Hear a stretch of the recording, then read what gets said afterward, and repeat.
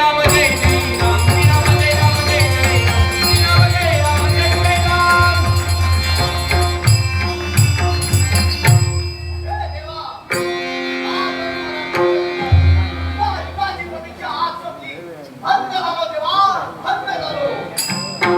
हो, या द्वारकेतील अहंकार मला नष्ट करायचा होता व तुझी आणि या गरुडाची भेट होणं ही महत्वाची घटना आहे.